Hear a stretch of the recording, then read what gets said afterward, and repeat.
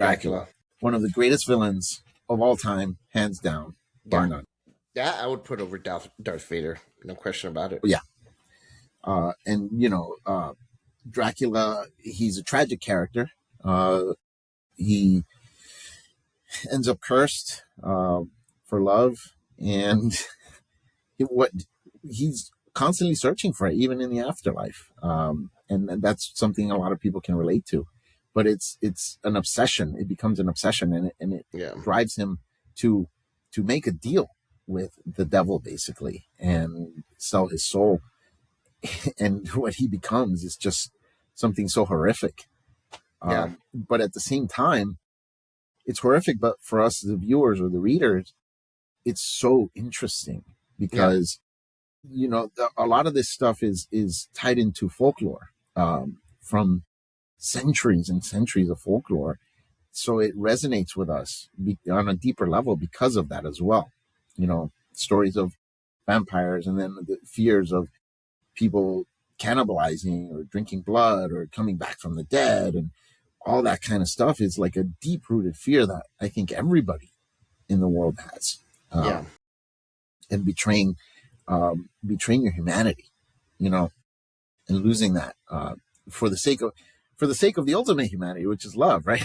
And you sacrifice your humanity for that, and it's kind of a weird dichotomy, I guess. But I think Dracula for sure is the ultimate villain in fiction. Yeah, and I think because also he has that motivation. He has a certain tie to humanity, even though he's no longer human. There's kind of that spark of humanity there. The potential for redemption, the potential for, maybe there's still something left in him. And I think that makes a villain a lot more interesting than, again, a villain that's just straight up evil for the sake of being evil with no redeeming potential whatsoever. I mean, Joffrey, let's say, from Game of Thrones, was straight up evil and probably had no redeeming qualities, but at the same time, there were potential reasons for that. Where so there's nuance, and it's a lot different than his mother loved him. Yeah, an evil character who just has it out for the world just for the sake of it, with no backstory, no potential reasoning, and no redeeming qualities. And it's like extremely flat, one-dimensional, not interesting at all. Yeah, exactly. So, all right, so we can do some honorable mentions. Do you have any other great villains that you want to mention yet? Before we go into our honorable mentions? No, not that I can think of from the top of my head. But yeah, there are definitely great villains throughout a bunch of different media. I think. Well, I guess Little Bill from Unforgiven. It's one of my favorite movies of all time.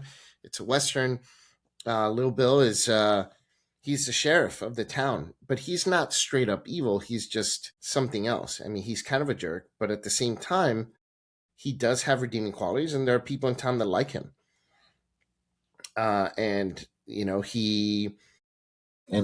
he's a product of his world too, though. I mean, the Wild West was really a world where you kind of had to be, not all good if you wanted to survive.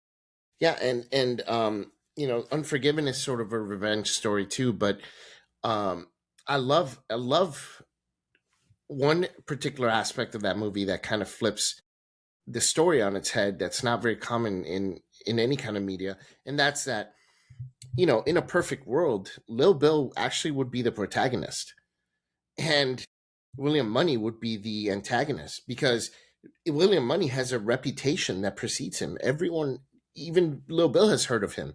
The stories of just how bad he was, what a evil individual he was, who just killed for money, drank booze, and killed women and children.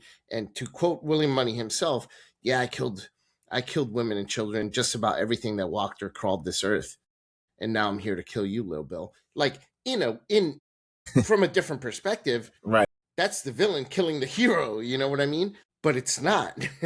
And I love that's one of the things I really love about that movie is that there's so much nuance to each character that, and it flips the villain and the hero, but it still works that the villain is the hero and the hero is the villain, in such a cool way.